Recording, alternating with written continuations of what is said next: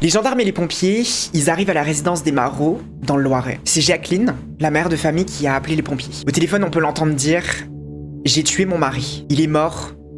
Je lui ai tiré dessus. » Le portail, il est fermé. Il y a un gendarme qui essaye de parler à Jacqueline. Elle est plus loin dans la maison et lui, il est derrière le portail. Et elle paraît titubante, presque comme si elle était sous l'emprise de la drogue ou de l'alcool. Il lui demande d'ouvrir le portail, les deux gendarmes, et aussi de contrôler son chien. Le chien, il aboie, mais tellement fort, on a l'impression qu'il est sur le point d'attaquer les gendarmes. Elle, Jacqueline, elle répond pas. Elle rentre chez elle avec le chien et elle dit rien. Vraiment, elle ne prononce aucun mot. Un des gendarmes qui est devant la maison qui décide d'escalader le portail pour questionner Jacqueline, et il verra sur la terrasse le corps d'un homme, face contre terre, avec une chaise de jardin sur le dos, un cigare et une bouteille de rhum à côté de lui. Il baigne dans son sang. Baigner, c'est le terme approprié parce qu'il y a énormément de sang. Il y en a vraiment beaucoup. En même temps, il a pris 3 coups de fusil dans le dos, donc pas étonnant. Le gendarme rentre et retrouve Jacqueline dans sa chambre, en train de fouiller dans son sac à main. Il arrive à ouvrir le portail pour laisser rentrer sa collègue, et les deux constatent l'état de Jacqueline. Elle a une blessure au niveau de la lèvre et un air abattu, mais surtout de la poudre de fusil sur les mains. Aucun doute, c'est bel et bien elle qui a tué son mari.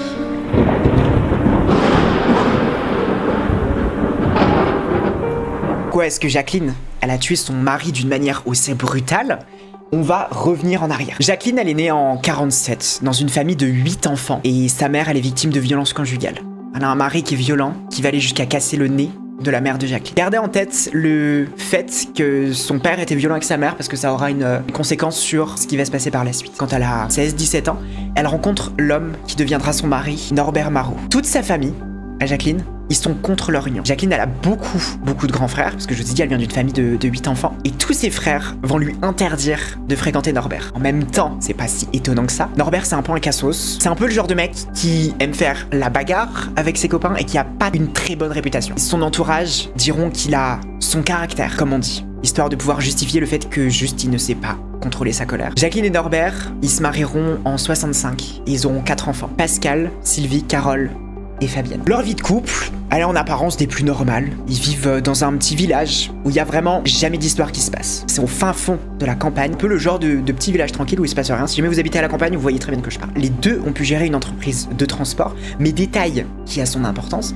dans cette entreprise, elle a le statut de conjointe collaboratrice. Ça veut dire qu'en gros, elle travaille dans l'entreprise, elle s'occupe de tout ce qui est administratif et des livraisons et tout ça, mais elle touche pas de salaire. C'est son mari qui touche l'argent. Ils font aussi partie d'une association de chasseurs, et Jacqueline sera même décrite comme étant une excellente tireuse. Donc, je vous ai dit, leur couple, il paraît en apparence assez simple, assez normal. Comme on a pu le voir à de très nombreuses reprises, les apparences sont très souvent trompeuses. Et le mari de Jacqueline, Norbert, est en réalité une personne très violente. Il va frapper sa femme et ses enfants, et aussi les agresser sexuellement. Donc elle va raconter aux enquêteurs que le matin du crime, ils venaient encore de s'engueuler à propos de leur entreprise. En même temps, leur entreprise, franchement, ça va pas fort. Ils ont plus beaucoup d'employés et encore moins de clients. Et forcément, Norbert, ça l'énerve. Ça le met en rogne d'être dans cette situation, et quand il est énervé, il boit et il frappe. Parfois, il fait les deux en même temps. Et cette fois-ci, Jacqueline, pour éviter d'avoir à gérer son mari qui est juste constamment énervé, elle décide de prendre 2 somnifères. Elle en prend tout le temps des somnifères de toute façon, même la journée, parce qu'avec un mari abusif, vous voulez qu'elle fasse quoi d'autre que littéralement se droguer? Donc elle en prend tout le temps, même la journée. Elle somnole un peu avant que son mari vienne la chercher dans la chambre à coucher. Puis l'alcool. Et elle arrête pas de la secouer. Il essaye de la réveiller parce que, en fait, il a faim. Et quand il veut bouffer, celui-là, c'est censé être immédiat. Donc il la secoue dans tous les sens, alors qu'elle vient de prendre 2 somnifères, clairement elle est encore dans les vapes en fait. Elle se réveille tant bien que mal. Elle se dirige vers la cuisine, des larmes plein les joues, parce que son mari l'a évidemment giflé sur le chemin, et elle l'entend dans la pièce à côté en train de marmonner. Mais il dit quelque chose qui va faire tilter le cerveau de Jacqueline immédiatement. Je vais te tuer, et après je vais crever tes gosses. Comme ça tu pourras plus les protéger. C'est sans effet pour lui dire ça. Norbert, lui, il dit ça sort de sa bouche, ça a aucune conséquence. En même temps, il a sûrement 4 grammes dans le sang, de toute façon. Il doit sûrement même plus se souvenir de c'est quoi son prénom. Mais Jacqueline, elle, ça résonne dans sa tête, cette phrase. Ça résonne constamment, ça veut pas partir. C'est trop pour elle. Alors elle s'empare d'un fusil qu'il y a dans la maison. Elle met les cartouches à l'intérieur, et elle se dirige vers la terrasse. Son mari Norbert, il est là, assis, sur une chaise, sur la terrasse, dos à elle. Et elle tire 1 coup, 2 coups, 3 coups. Les bruits de canon, de fusils retentissent dans le village. Le corps de Norbert, au sol, qui baigne littéralement dans son sang. Et quand l'odeur de poudre du fusil atteint enfin les narines de Jacqueline, c'est à ce moment-là qu'elle se réveille, qu'elle se rend compte de ce qu'elle vient de faire. Et après ça, elle appelle les pompiers. Elle vient de tuer son mari. Durant son procès, Jacqueline, elle expliquera que la raison de l'assassinat de son mari vient des 47 ans d'abus qu'il lui a fait subir. Pendant près d'un demi-siècle, il va la frapper à de très nombreuses reprises. Il est malin quand même, Norbert, parce qu'il fera ça principalement au niveau du cuir chevelu, pour éviter que ça se voie lorsqu'il la frappe. Et quand il la frappe ailleurs et que ça se voit qu'elle a des bleus, des blessures, elle, Jacqueline, elle va éviter de sortir de chez elle. Et dans ces moments-là, quand elle sera obligée de rester chez elle parce que son mari l'aura littéralement défiguré, ça sera ses filles qui iront faire ses courses à sa place. On pourrait croire que juste de raconter ça, c'est suffisant pour la juge. Un crime n'est jamais justifiable, bien évidemment, mais dans cette situation, il y a une chose qui est sûre, c'est que là, c'était une question de vie ou de mort. Si jamais Jacqueline n'avait pas tué son mari, c'est son mari qui aurait tué Jacqueline. C'est évident. Et pourtant, ça suffit pas. Jacqueline, elle est plutôt vue comme une femme passive, qui s'est jamais plainte de ses abus. Elle explique, avec l'aide de ses filles, qui ont subi les mêmes choses par ailleurs, que c'est par peur qu'elles ont rien dit. Je veux dire, si elles avaient prévenu la police, Norbert, il aurait été mis en garde à vue, il serait resté 2 jours, après il aurait fini par revenir encore plus énervé qu'avant, il y aurait eu des représailles, il aurait frappé encore plus fort. C'est évident. Elles expliqueront aussi qu'elles avaient encore un peu d'espoir. Il y a encore une part d'elles qui espéraient que ça s'arrange. Parce que malgré le comportement immonde de leur père, je veux dire, ça reste leur père, quoi. Ils ont vécu des moments heureux en famille. Norbert, il était violent, mais quand il était pas sous l'emprise de l'alcool, ça restait un père de famille normal. Il ramène des cadeaux aux enfants quand il revient du boulot. C'était un routier d'ailleurs. Il appelle sa femme, Jacqueline, par un surnom affectif, Moumoun. Évidemment, il y a ce côté père très violent, mais d'un autre côté, il y a aussi ce truc où il est quand même un peu gentil, donc ça crée encore plus, vous savez, cette emprise psychologique. En plus de ça, Jacqueline, elle est plutôt vue comme une femme de caractère. C'est elle qui gère un peu l'entreprise. Je vous ai dit, elle est au téléphone, elle téléphone aux potentiels clients, c'est elle qui les rencontre s'il faut. Et Norbert, lui, son mari, comme c'est pas du tout son truc, la partie administrative et tout ça, lui, il reste vraiment en retrait. Il est pas vraiment vu comme à la tête de l'entreprise, c'est plutôt Jacqueline, donc forcément, ça donne cette image de pouvoir. Une fois même, son mari, il va la trouver avec une femme. Jacqueline s'en prendra à cette femme en la menaçant avec un fusil de chasse. Lui courant après, tout en l'insultant de tous les noms. Dit que c'est une femme battue, mais derrière, elle est quand même une femme de caractère, ça joue pas trop en sa faveur dans l'opinion publique, quoi. Et elle sera même vue une fois par une voisine en train de gifler son mari. Tu commences à te poser des questions par rapport à ce qui s'est passé. L'avocate générale elle-même, elle se pose des questions. Elle se dit, cette femme, elle a subi des abus de son mari qui l'aurait poussé carrément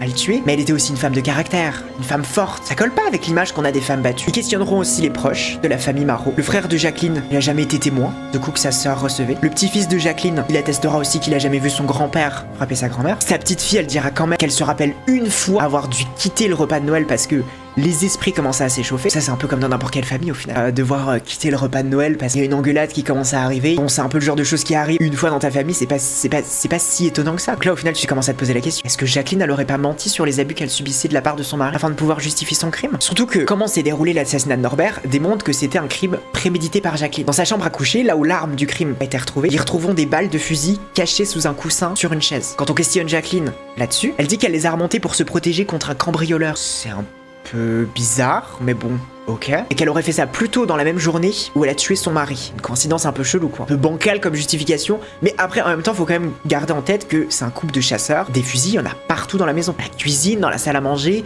il y en a qui sont accrochés au mur en décoration. Donc au final, des balles mal rangées, est-ce que c'est si surprenant au final? Je sais pas qu'est-ce qu'on est censé penser. Ensuite, on remarque aussi que Jacqueline, elle dit qu'elle a décidé de se reposer dans sa chambre à l'aide de somnifères et que son mari serait venu vers 16h la réveiller pour qu'elle lui fasse à manger. Sauf que le problème, c'est que les rapports de toxicologie, ils démontrent qu'en réalité, Jacqueline, elle a pas pris de somnifères. Donc elle aurait pu très bien être dans sa chambre durant tout ce temps, sans somnifères, en train de justement réfléchir à comment est-ce qu'elle allait le faire pour tuer son mari en fait. Si jamais c'est un crime prémédité, forcément ça joue pas du tout en sa faveur pour Jacqueline. Il dira aussi que son mari l'a agressée juste avant qu'elle décide de commettre son crime, mais les pompiers qui la prendront en charge, ils verront aucune blessure. Juste une au niveau de sa lèvre, mais ça sera jugé comme étant une agression pas assez grave pour justifier un meurtre. Ça, c'est la présidente du tribunal qui va lui dire ça. Et Jacqueline affirmera quand même avoir été jetée par terre, tirée par les cheveux et frappée violemment. Ce à quoi la présidente du tribunal lui répondra: cela sort de votre imagination.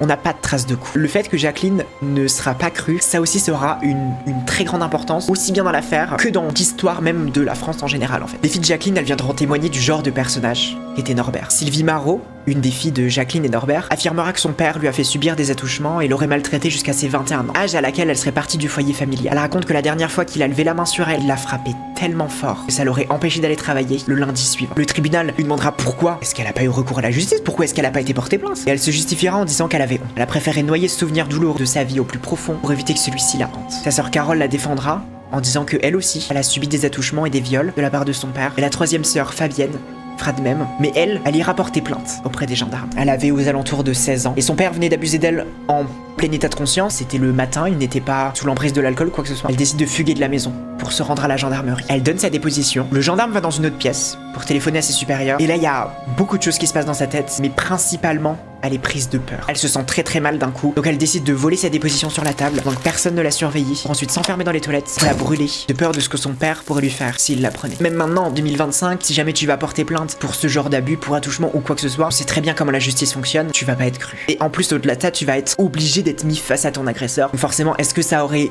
eu un grand impact si jamais elle avait fait ça? Peut-être, mais peut-être qu'entre-temps... son père l'aurait tué. Lors du procès, les filles de Jacqueline seront extrêmement présentes pour parler de leurs abus. Et vous devez sûrement vous demander pourquoi est-ce que l'unique fils de la famille Marot, il est pas venu pour défendre sa mère. Bien, c'est parce que Pascal Marot, lui, il s'est suicidé un jour avant que sa mère ne tue son père. Alors que les sœurs de la famille Marot sont tous sous le choc d'apprendre le décès de leur père. Encore plus en apprenant que c'est leur mère qui a donné les coups fatals. Elle décide d'appeler Pascal. Plusieurs fois, plusieurs appels, mais il répond pas, Pascal. Donc elle décide de se rendre à son domicile, chez lui. Elle monte à l'étage, et c'est là qu'elle le voit. Il s'est pendu. Il laissera aucune lettre de suicide. Pascal, c'est aussi une des victimes de son père, parce que sa mère, elle était frappée. Ses sœurs, elles étaient abusées. Mais Pascal aussi subira les violences de son père. Il est battu, maltraité et humilié à longueur de journée. C'est vraiment le souffre-douleur de son père. Et en plus de ça, ils travaillent ensemble. Donc forcément, il a pas le choix. Il est obligé de le voir tout le temps. Ça aura un impact sur sa vie de couple. Son ancienne compagne, à Pascal, témoignera qu'elle a aussi subi des coups de la part de Pascal et qu'elle aura vu le visage de Jacqueline tuméfié et couvert de bleu à plusieurs reprises. Il y a aussi des voisins qui viendront témoigner, attestant que Norbert, il était connu comme un homme violent dans le village. Il y a une voisine qui était effrayée par lui, qui aurait même été jusqu'à porter plainte contre lui. Il y a une autre qui dira que ça lui est déjà arrivé de retrouver Jacqueline tétanisée et ensanglantée dans sa voiture. Effrayée à l'idée de rentrer chez elle, mais obligée de le faire par Norbert. C'était même courant pour elle de voir Jacqueline avec des grosses blessures au niveau du visage. Il y a aussi un ancien ami du père de la famille qui viendra dire que lui aussi il a été forcé de s'éloigner de lui quand il a compris que Norbert il faisait subir des attouchements à ses filles. En fait, Norbert il disait qu'il chahutait avec elle, mais en fait ça se voyait très bien. Il en profitait pour leur toucher les fesses et les seins. Le procès il est vraiment extrêmement difficile pour Jacqueline. Les avocats et la présidente du tribunal, elle conteste les abus qu'elle a subis, Jacqueline. Et il part du principe que